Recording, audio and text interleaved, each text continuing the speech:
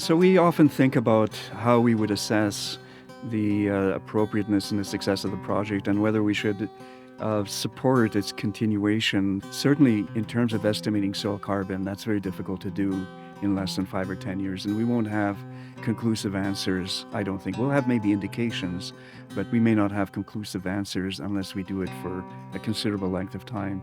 But that's not the only thing. We'll have for example, an assessment of farming practices. One of the things we want to do is nutrient budgets on farms, what comes in and what goes out. So what comes in minus what goes out is the surplus.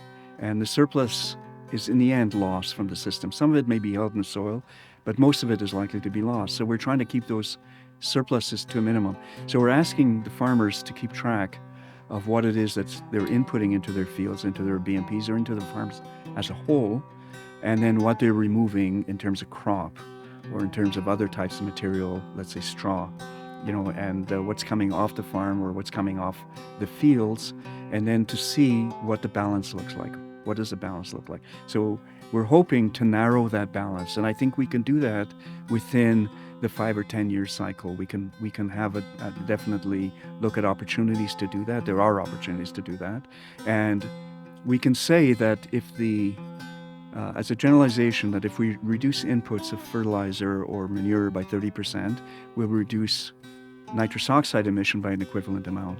And so that may be a relatively simple way of doing it, provided we don't lose production. So that's where the living lab testing comes in, because we want to do on-farm evaluation to make sure that we can come up with better practices and not lose production, not lose profit, because that's essential for maintaining the industry and maintaining the interests of the producers and so on. But the other point is that there has to be adoption.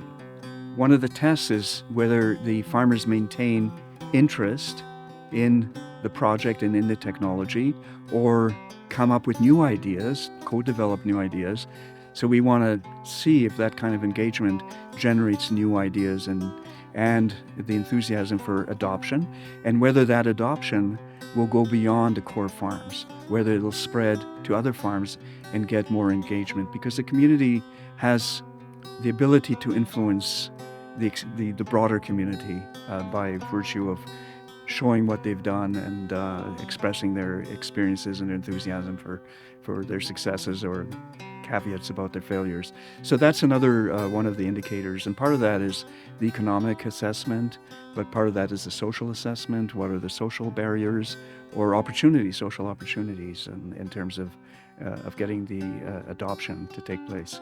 So there's a lot of indicators.